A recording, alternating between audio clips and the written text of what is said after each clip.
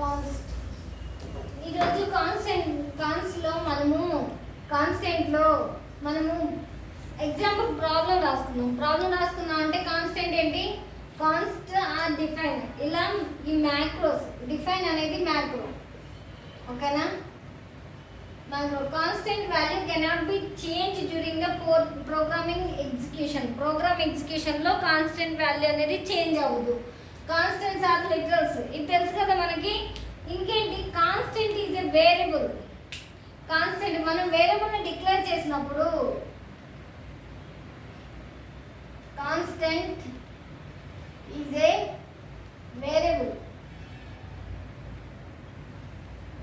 Variable కూడా constant అవుతుంది. ఏంటి కాన్స్టెంట్ వేరియబుల్? దీన్ని డిక్లేర్ చేసినప్పుడు ఇది చేంజ్ అవుతుంది ప్రోగ్రామ్ ఎగ్జిక్యూషన్లో. ఇప్పుడు కాన్స్టెంట్ని మనము ప్రోగ్రామ్లో ఎలా డిక్లేర్ చేద్దాం? దీనికి సింటాక్స్ రాద్దాం. ఇక్కడ నుంచి సింటాక్స్ ఉంటాయి, ఓకేనా? సింటాక్స్ అంటే ముందు ప్రోగ్రామ్ రాసేటప్పుడు మనం ఆ ప్రోగ్రాంలో దాన్ని ఎలా యూజ్ చేస్తున్నాం అనేది తెలుసుకోవాలి. ఇప్పుడు కాన్స్టెంట్ని యూజ్ చేయాలనుకో, కాన్స్ట్ ఇది దాని keyword, okay? Data type small letters కదా, అన్ని వైట్ స్పేసెస్ లేవు. డేటా టైప్ తర్వాత వేరియబుల్ ఈక్వల్ టు వాల్యూ, ఇది దాని సింటాక్స్. దాని సింటాక్స్ ఇలా అన్నప్పుడు మనం ఎలా రాయాలి? ఇప్పుడు సింటాక్స్ని ఇదిగోండి, కాన్స్ట్ అని డిక్లేర్ చేసాము. తర్వాత డేటా టైప్ ఏంటి? ఇంటీజర్ డేటా టైప్ అనుకున్నాం, ఓకేనా? ఇంటీజర్ ఇంట్. వేరియబుల్ వచ్చేసరికి ఏ ఈక్వల్ టు వాల్యూ 100 ఇచ్చాము.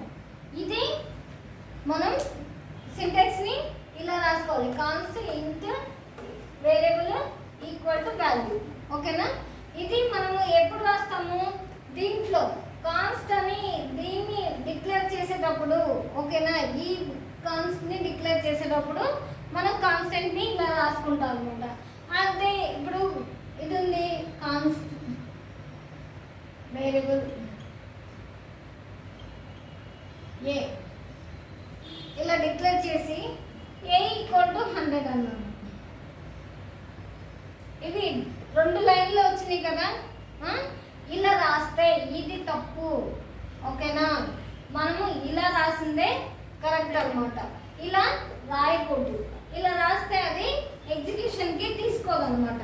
నెక్స్ట్ మ్యాక్రోని మనం మ్యాక్రోని కూడా చూసుకోవాలి కదా. దీనికి సింటాక్స్ ఎలా రాయాలో చూడాలి కదా. దీనికి సింటాక్స్ వచ్చేసి హ్యాష్ డిఫైన్ వేరియబుల్ వాల్యూ. ఇక్కడ చూడండి, ఇందాక వేరియబుల్ తర్వాత ఈక్వల్ టు ఉంది, తర్వాత వాల్యూ ఉంది. ఇక్కడ హ్యాష్ డిఫైన్ వేరియబుల్ వాల్యూ. ఇక్కడ ఏం లేదు కదా, హ్యాష్ ఈక్వల్ కూడా లేదు. చూడండి, హ్యాష్ డిఫైన్ వేరియబుల్ పై, ఓకే? పై 3.14 ఇది కాన్స్టెంట్ వాల్యూ 3.14 అనేది. దీన్ని ఇలా డిక్లేర్ చేసుకోవాలి మనము, ఓకేనా? Hash define variable value hash define pi 3.14, okay? ఇప్పుడు మనము ఫస్ట్ కాన్స్ట్ని యూజ్ చేసి ఒక ప్రోగ్రామ్ ఎలా రాయాలి అనేది చూద్దాం. ఎగ్జాంపుల్ ప్రాబ్లం ఎలా రాయాలి? ఏం రాసుకోలేదు, రాసుకుంటున్నాను.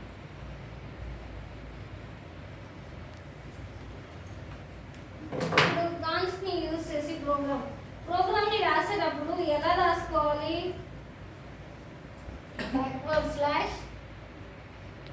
// using const keyword.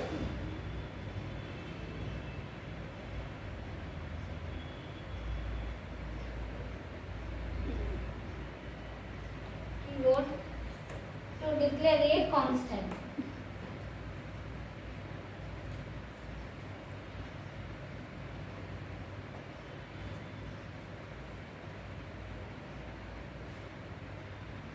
కాన్స్టెంట్ని డిక్లేర్ చేయడానికి కాన్స్ట్ కీవర్డ్ని యూజ్ చేసి కాన్స్టెంట్ని ఎలా డిక్లేర్ చేస్తామనేది ఇప్పుడు ప్రోగ్రామ్ అనమాట.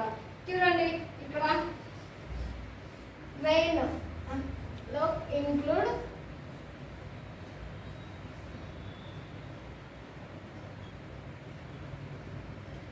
హెడర్ ఫైల్స్ని కాల్ చేయాలి కదా. హెడర్ ఫైల్ని ఎందుకు కాల్ చేస్తున్నాము? ప్రింట్ఎఫ్ స్కాన్ఎఫ్ని రావాలంటే డిక్లేర్ చేయాలంటే మనకి ఇది కావాలి ఖచ్చితంగా. ఓకేనా? Next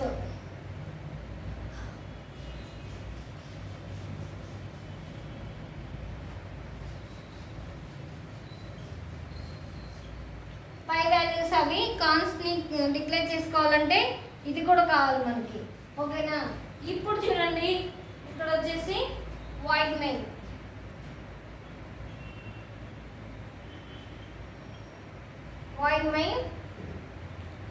bracket open bracket close. ఇదేంటి? ఫంక్షన్. ఓకేనా? ఇది మెయిన్ ఫంక్షన్ లేకపోతే మనకి ఎగ్జిక్యూట్ అవ్వదు program. Next int x equal to 10. Data type x equal to 10 అన్నాము. ఇది నార్మల్ జనరల్ ప్రోగ్రామ్ రాస్తున్నా ఫస్ట్. ఓకేనా? x ఈక్వల్ టు 10 అన్నాక x equal to x plus 1. Okay అన్నాక ఇప్పుడు ఏమొస్తుంది మనకి? ప్రింట్ఎఫ్ అన్నాను అనుకో. Printf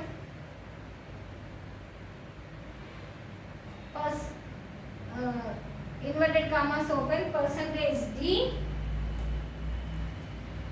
inverted commas close comma ఎక్స్ని declare చేయమన్నాం. మనకి ఎక్స్ ప్రింట్ చేయమన్నాం. ఇప్పుడు ఎక్స్ ఏంటి? X equal to X plus 1 కదా. ఓకేనా? అది డిక్లేర్ చేస్తుంది కదా మనకి. ఇప్పుడు వచ్చేసరికి ప్రింట్లో వచ్చేసరికి ఎక్స్ ఈక్వల్ టు 10 ప్లస్ 1 11 వచ్చింది మనకి. ఓకేనా? ఇది 11 రావాలంటే మనం ప్రింట్ఎఫ్ తీసుకోవాలి కదా. ప్రింట్ఎఫ్ తీసుకున్నాము. ఇక్కడ ఏం రాస్తాము? ఇంకా get CH bracket open bracket close. ఇది జస్ట్ ఒక ప్రోగ్రామ్, మనం శాంపిల్ ప్రోగ్రామ్ ఎలా రాసుకోవాలి. ఓకేనా? x ఈక్వల్ టు 10 అన్నాము. ఇంటీజర్, ఇది డేటా టైప్, ఇది వేరియబుల్, ఇది వేరియబుల్ వాల్యూ. ఓకేనా? ఇప్పుడు అదే మనము కాన్స్టెంట్ని డిక్లేర్ చేయాలంటే దీంట్లో ఏంటి? x వాల్యూ ప్లస్ 1 కాన్స్టెంట్ కాదు వస్తుంది. ఎందుకు? మనం x ప్లస్ 1 అన్నాం కదా. ఇది నార్మల్. అదే కాన్స్టెంట్ డిక్లేర్ చేయాలంటే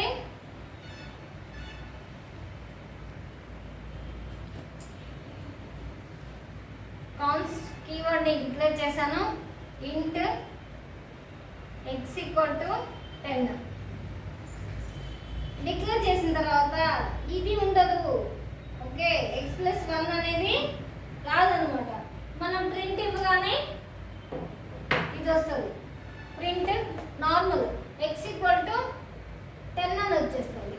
ఓకేనా? ఎందుకు x ఈక్వల్ టు 10 అని వచ్చేది? అది కాన్స్టెంట్ కదా. కాన్స్టెంట్ కాబట్టి x ఈక్వల్ టు 10 అనే వచ్చింది. ఓకేనా? నెక్స్ట్ అదే అర్థమైందా సుజాత మేడం? x వాల్యూ 10 అనే వస్తుంది మనకి. ఇంక ఇక్కడ తేడా ఏముండదు. ఇందాకంటే నార్మల్ ఒక ప్రోగ్రామ్ రాస్తే ఎలా ఉంటుంది, ఇప్పుడు కాన్స్టెంట్ కీవర్డ్ని యూస్ చేసి ప్రోగ్రామ్ రాస్తే ఎలా ఉంటుంది. ఇప్పుడు మళ్ళీ నెక్స్ట్ ఏంటి? హ్యాష్ డిఫైన్ని కూడా యూస్ చేద్దాము. ఓకే, అయిపోయిందా?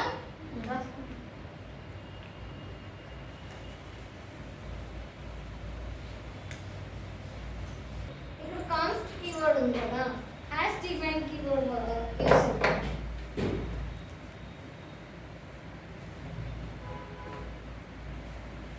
హ్యాష్ డిఫైన్ అనగానే ఏం చేస్తాము మనము?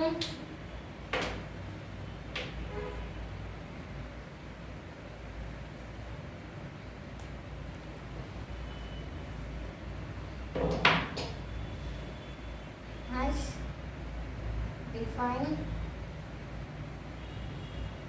pi 3.14.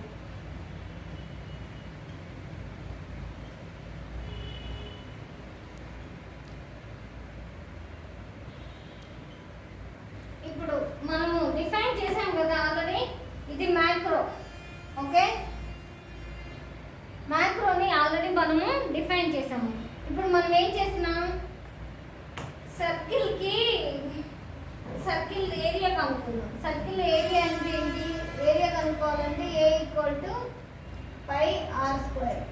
ఓకేనా, పై అంటే పై వాల్యూ డిఫైన్ చేసాం కదా ఇక్కడ.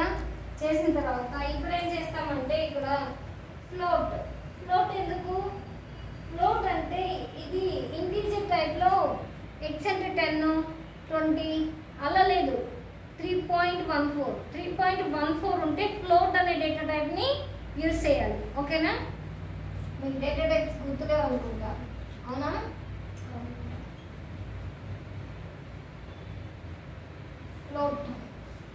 Float area R. ఓకే, ఇప్పుడు సర్కిల్ CLR అంటే సర్కిల్ అన్నమాట. ఓకేనా, సర్కిల్ SCR ఏంటి, దీన్ని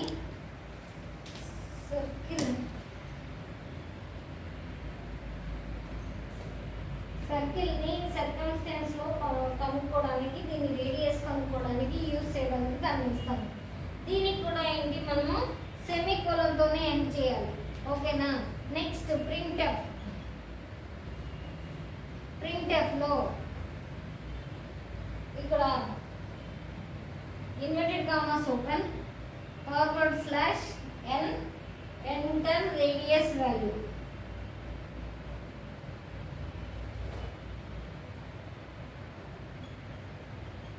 రేడియస్ వాల్యూ ఎంటర్ చేస్తేనే కదా మనకు వచ్చేది. ఓకేనా, ఎంటర్ రేడియస్ వాల్యూ అన్నాక ఇక్కడ కోలన్ తోటి ఫినిష్ చేయాలి. ముందు మనం సెమీకోలన్ పెడుతున్నాం కదా పైన ఎండింగ్లో, ఇక్కడ కోలన్తో ఫినిష్ చేసి ఇప్పుడు ఇన్వర్టెడ్ కామర్స్ క్లోజ్ చేయాలి. ఆ తర్వాత బ్రాకెట్ క్లోజ్ చేసి సెమీకోలన్ పెట్టాలి. ఓకేనా, నెక్స్ట్ వచ్చేసేసి స్కాన్ఎఫ్. ప్రింట్ అన్నాం కదా, ప్రింట్ అన్నాక మనము వీటికి ఏరియా ఇవ్వాలి కదా. ఏరియా ఇవ్వాలంటే ఇన్పుట్ ఇవ్వాలి కదా. ఇన్పుట్ ఇవ్వాలంటే మనకి స్కాన్ఎఫ్ అనేది ఖచ్చితంగా ఉండాలి. స్కాన్ఎఫ్లో scanf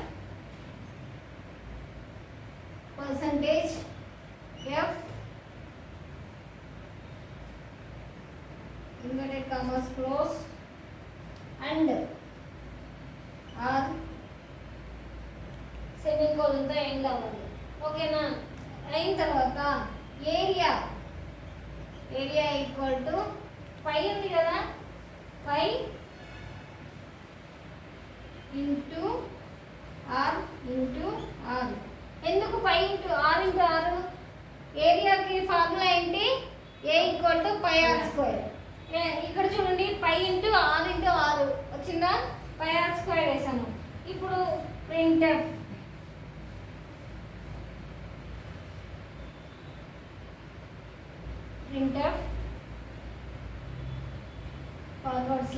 /n the area of circle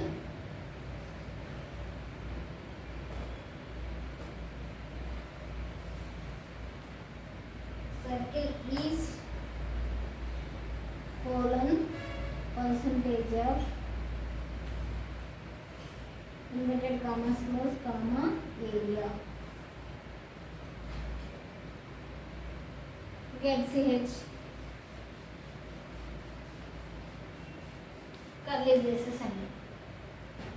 okay, ఇది మనకి డిఫైన్ మ్యాక్రోని ఈ కీవర్డ్ని యూజ్ చేసి కాన్స్టెంట్లో ప్రోగ్రామ్ రాసేటప్పుడు మనము ఇలా రాసుకోవాలన్నమాట.